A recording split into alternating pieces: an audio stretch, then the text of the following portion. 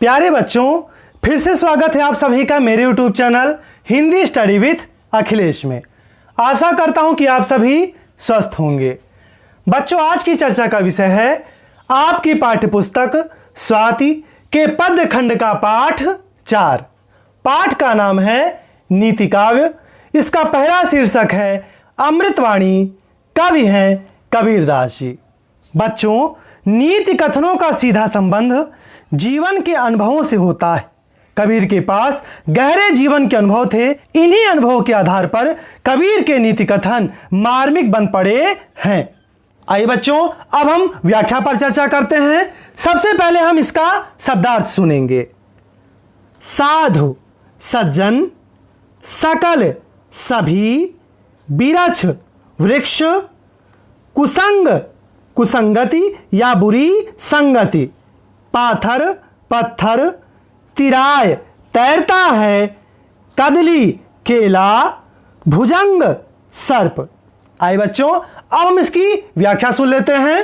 पहला दोहा है कबीर संगति साधु की, जो करि जाने कोय, सकल बिरछ चंदन भये, बांस न चंदन होए। कबीरदास जी कहते हैं कि जो व्यक्ति सत्संगत के महत्व को जानता है वही उसका वास्तविक लाभ प्राप्त कर सकता है। जो व्यक्ति सत्संगत के महत्व को समझता है वही उसका वास्तविक लाभ प्राप्त कर सकता है। जिस प्रकार सकल बिरछ चंदन भय, जिस प्रकार वन में चंदन की सुगंध को प्राप्त कर उसके आसपास के सभी वृक्ष सुगंधित हो जाते हैं और चंदन की सदृशता प्राप्त कर लेते हैं, लेकिन बांस न चंदन होए, लेकिन बांस अपने स्वभाव के कारण उस सुगंध को ग्रहण नहीं कर पाता और बांस का बांस ही रह जाता है। कबीरदास जी कहते हैं कि जो व्यक्ति सत्संगत के महत्व को समझता है वही उसका वास्तविक लाभ प्राप्त कर पाता है। जिस प्रकार वन में चंदन की सुगंध को ग्रहण कर उसके आसपास के सभी वृक्ष सुगंधित हो जाते हैं और चंदन की सदृशता प्राप्त कर लेते हैं, लेकिन बांस अपने स्वभाव के कारण उस सुगंध को ग्रहण नहीं कर पाता तथा बांस का बांस ही रह जाता है। अगला दोहा देखते हैं। कबीर कुसंग न कीजिए, पाथर जल न तिराय, कदली सीप भुजंग मुख, एक बूंद तिर भाई। कबीरदास जी कहते हैं कि मनुष्य को कुसंगत से बचना चाहिए। कबीरदास जी कहते हैं कि मनुष्य को कुसंगत से बचना चाहिए, क्योंकि पाथर जल न तिराए, क्योंकि कुसंगति उस पत्थर के समान है जो स्वयं तो जल में डूबता ही है, अपने साथ उस पर बैठने वालों को भी डुबो देता है। जो स्वयं तो जल में डूबता ही है, अपने साथ उस पर बैठने वालों को भी डुबो देता है, अर्थात उन्हें भी नष्ट कर देता है। कबीरदास जी कुसंगत के दुष्परिणामों को उदाहरण देकर समझाते हुए कहते हैं कि कदली सीप भुजंग मुख, एक बूंद तिर भाई। जिस प्रकार स्वाति नक्षत्र की एक बूंद यदि केले पर गिरे तो वह कपूर बन जाती है, सीप पर गिरे तो वह मोती बनती है, और भुजंग मुख, और यदि वही बूंद सर्प के मुख पर गिर जाए तो विष बन जाती है। कबीरदास जी कुसंगत के दुष्परिणामों को उदाहरण देकर समझाते हुए कहते हैं कि जिस प्रकार स्वाति नक्षत्र की बूंद यदि केले पर गिरे तो वह कपूर बनती है, सीप पर गिरे तो वह मोती बनती है, और यदि वही बूंद सर्प के मुख पर गिरे तो विष बन जाती है। कबीरदास जी कहते हैं कि मनुष्य को कुसंगत से बचना चाहिए, कुसंग से बचना चाहिए। कुसंग उस पत्थर के समान है जो स्वयं तो जल में डूबता ही है, अपने साथ उस पर बैठने वालों को भी डुबो देता है, अर्थात उन्हें भी नष्ट कर देता है। कबीरदास जी कुसंगत के दुष्परिणामों को उदाहरण देकर समझाते हुए कहते हैं कि जिस प्रकार स्वाति नक्षत्र की बूंद यदि केले पर गिरे तो वह कपूर बनती है, सीप पर गिरे तो वह मोती बनती है, और वही बूंद यदि सर्प के मुख पर गिरे तो विष बन जाती है। इस प्रकार हम जैसी संगत करते हैं वैसा ही हमारा स्वभाव बन जाता है। आइए सबसे पहले इसका हम संकेत देख लेते हैं। संकेत इसका कैसे लिखेंगे? कबीर संगति, इसके बाद पद के अंतिम दो शब्द तिर भाई। कबीर संगति डैश लगाने के बाद तिर भाई। आप इसे कबीर संगति डैश लगाने के बाद चंदन होए और कबीर कुसंगना डैश लगाने के बाद तिर भाई के रूप में भी लिख सकते हैं। बच्चों, इसी प्रकार आप अन्य दोहों का भी संकेत लिखेंगे। इसका संदर्भ क्या होगा? संदर्भ सुनते हैं।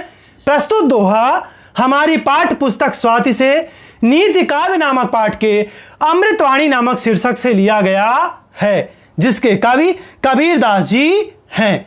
बच्चों, इसी प्रकार अन्य दोहों का भी संदर्भ रहेगा। इसका प्रसंग क्या होगा? प्रसंग सुनते हैं। प्रस्तुत दोहे में सत्संगति का महत्व और कुसंगत के दुष्परिणामों को उदाहरण देकर समझाया गया है। आइए बच्चों, अब हम अगले दोहों की व्याख्या सुनते हैं। सबसे पहले इसका हम शब्दार्थ सुनेंगे। देह शरीर, देह देना या दान करना, बहुरी पुनः या फिर से, सुदेह उत्तम शरीर। यहां देह शब्द में यमक अलंकार है, क्योंकि एक देह का अर्थ शरीर है और एक देह का अर्थ देना है। चलिए आगे बढ़ते हैं। दाम धन, दो दोनों, उलीचिए धन के संदर्भ में वितरित कीजिए और पानी के संदर्भ में बाहर फेंकिए। आइए बच्चों, अब हम इसकी व्याख्या सुनते हैं। कबीरदास जी कहते हैं कि देह धरे का गुण यही, देह देह कछु देह, बहुरी न देही पाइए, अब की देह सुदेह। कबीरदास जी मनुष्यों को संबोधित करते हुए कहते हैं कि हे मनुष्य, तुम्हें यह दुर्लभ मानव शरीर प्राप्त हुआ है। हे मनुष्य, तुम्हें यह दुर्लभ मानव शरीर प्राप्त हुआ है। देह धरे का गुण यही, देह देह कछु दे। इस शरीर का महत्व इसमें ही है कि इस शरीर से तुम जितना दान कर सको कर लो। इस शरीर का महत्व इसमें ही है कि तुम इस शरीर से जितना दान कर सको कर लो, क्योंकि बहुरी न देही पाइए, क्योंकि मृत्यु के पश्चात तुम्हें पुनः मनुष्य का शरीर प्राप्त हो निश्चित नहीं है। इसलिए अब की देह सुदेह, इसलिए इसी शरीर को श्रेष्ठ शरीर मानते हुए इसका सदुपयोग करना चाहिए और सामर्थ्य के अनुसार दान करना चाहिए। कबीरदास जी मनुष्यों को संबोधित करते हुए कहते हैं कि हे मनुष्य, तुम्हें यह दुर्लभ मानव शरीर प्राप्त हुआ है। इस शरीर को धारण करने का महत्व इसमें ही है कि तुम इस शरीर से जितना दान कर सको कर लो, क्योंकि मृत्यु के पश्चात तुम्हें पुनः मानव शरीर प्राप्त हो या निश्चित नहीं है।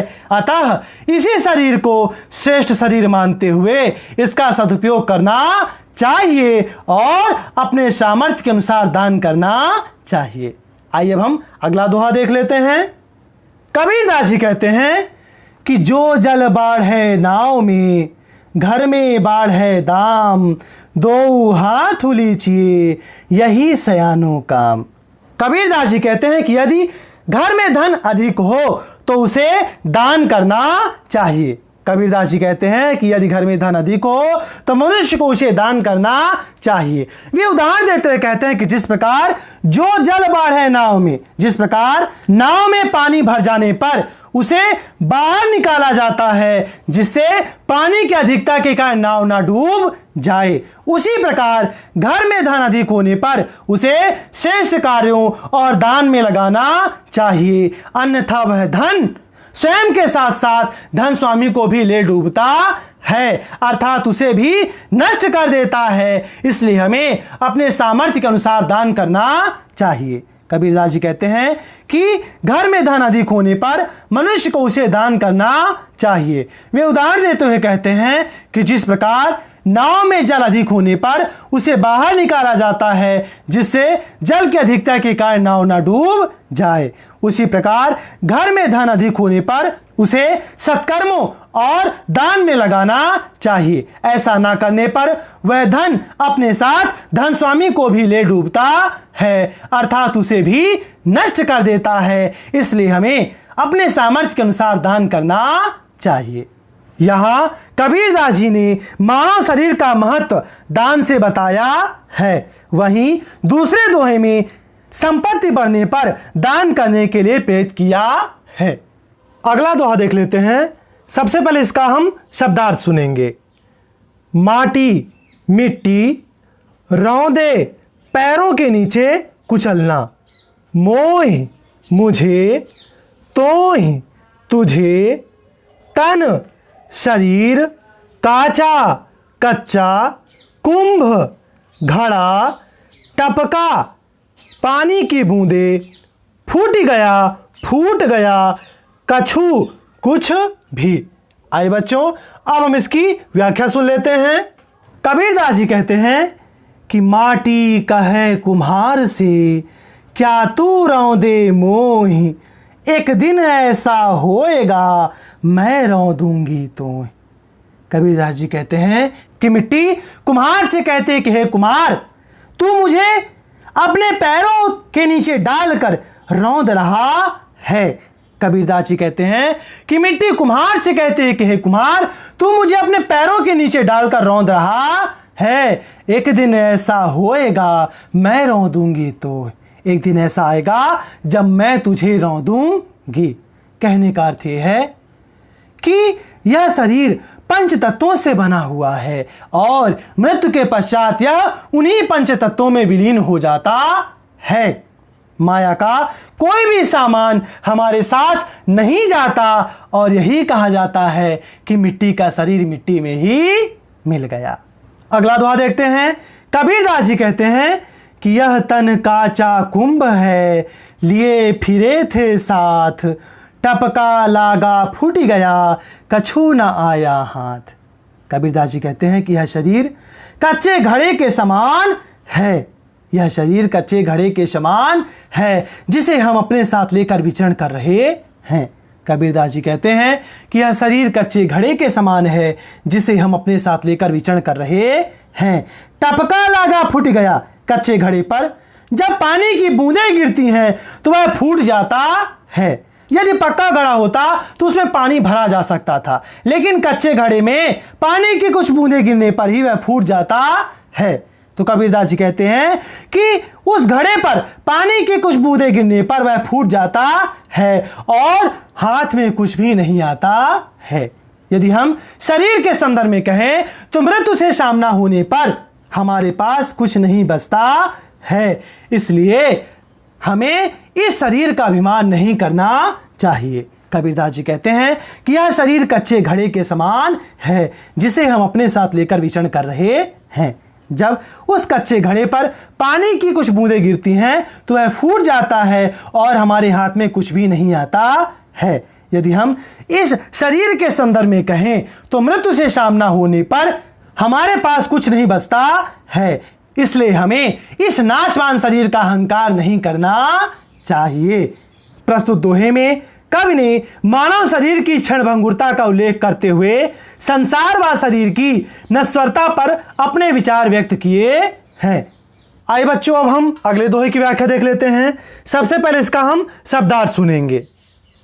संहारे सावधानी से या संभाल कर, औषधि करे दवा का काम करता है, करे घाव घायल कर देता है, जीभ्या जीभ बस में वश में, तीन उन्होंने जहान संसार, अवगुण अवगुण या बुराइयां, सुजान चतुर। आइए अब हम इसकी पंक्तिबद्ध रूप से व्याख्या सुन लेते हैं। कबीरदास जी कहते हैं कि शब्द सम्हारे बोलिए, शब्द के हाथ न पाओ, एक शब्द औषधि करे, एक शब्द करे घाव। कबीरदास जी कहते हैं कि मनुष्य को अपने मुख से शब्दों को सावधानी पूर्वक निकालना चाहिए। कबीरदास जी कहते हैं कि मनुष्य को अपने मुख से शब्दों को सावधानी पूर्वक निकालना चाहिए। शब्द के हाथ न पाओ, क्योंकि शब्दों के हाथ और पैर नहीं होते हैं। क्योंकि शब्दों के हाथ और पैर नहीं होते हैं। एक शब्द औषधि करे, मधुरता से भरा हुआ एक शब्द औषधि का कार्य करता है, और एक शब्द करे घाव, और कठोरता से भरा हुआ दूसरा शब्द सुनने वाले व्यक्ति के शरीर में घाव का कार्य करता है। कबीरदास जी कहते हैं कि मनुष्य को अपने मुख से शब्दों को सावधानी पूर्वक निकालना चाहिए, क्योंकि शब्दों के हाथ और पैर नहीं होते। मधुरता से भरा हुआ एक शब्द औषधि का कार्य करता है, और कठोरता से भरा हुआ दूसरा शब्द सुनने वाले के शरीर में घाव का कार्य करता है। अगला दोहा, जीभ्या जिन बस में करी, तीन बस कियो जहान, नहीं तो अवगुण उपजय, कही सब संत सुजान। कबीरदास जी कहते हैं कि जिस व्यक्ति ने अपनी जीवा को वश में कर लिया, उसने सारे संसार को वश में कर लिया। जिस व्यक्ति ने अपनी जीवा को वश में कर लिया, उसने सारे संसार को अपने वश में कर लिया। नहीं तो अवगुण उपजय, ऐसा न करने पर व्यक्ति में अवगुण उत्पन्न होते हैं। कही सब संत सुजान, ऐसा साधु सज्जनों के द्वारा कहा गया है। कबीरदास जी कहते हैं कि जिस व्यक्ति ने जीवा को अपने वश में कर लिया, उसने सारे संसार को अपने वश में कर लिया है। जीवा को वश में ना करने पर अवगुण उत्पन्न होते हैं, ऐसा साधु संतों के द्वारा कहा गया है। इसका प्रसंग क्या होगा? प्रस्तुत दोहे में वाणी के महत्व को बताया गया है। आइए बच्चों, अब हम अगले दोहे की व्याख्या देख लेते हैं। सबसे पहले इसका हम शब्दार्थ सुनेंगे। नदिया नदी, जल जल कर, समुंदर समुद्र में, मच्छी मछली, बिरछा वृक्ष, दूह लिया दूध दुहना। आइए बच्चों, अब हम इसकी पंक्तिबद्ध रूप से व्याख्या सुन लेते हैं। कबीरदास जी कहते हैं कि नदिया जल कोयला भई, समुंदर लागी आग, मच्छी बिरछा चढ़ी गई, उठ कबीरा जाग। कबीरदास जी कहते हैं कि नदिया जल कोयला भई, हृदय में जीवन रूपी नदी सूख गई है, और समुंदर लागी आग, और ज्ञान रूपी समुद्र में मोह माया व विषय वासनाओं की आग लग गई है। कबीरदास जी कहते हैं कि हृदय में जीवन रूपी नदी सूख गई है, और ज्ञान रूपी समुद्र में मोह माया व विषय वासनाओं की आग लग गई है। मच्छी बिरछा चढ़ गई, आत्मा रूपी मछली शरीर से निकल गई है, उठ कबीरा जाग। इसलिए हे कबीर अब तो उठ और जाग जा। इसलिए हे कबीर अब तो उठ और जाग जा।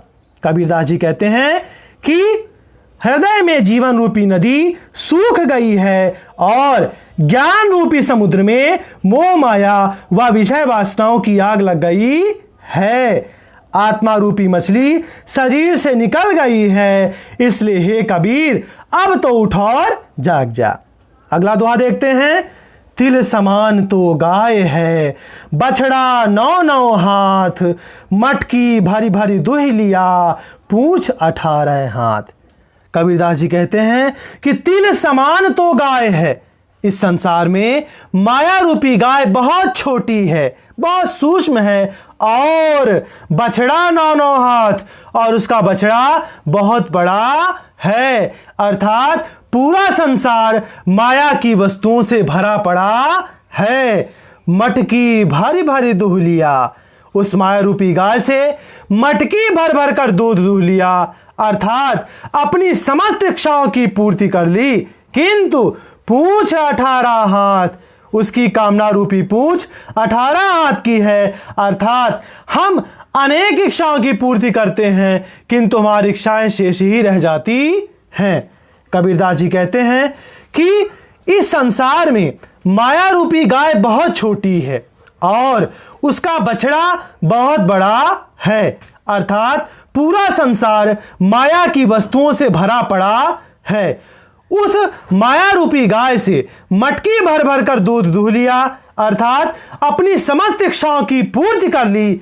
और उसकी कामना रूपी पूंछ 18 हाथ की है, अर्थात हम अनेक इच्छाओं की पूर्ति करते हैं किंतु हमारी इच्छाएं शेष ही रह जाती हैं। इसका प्रसंग क्या होगा?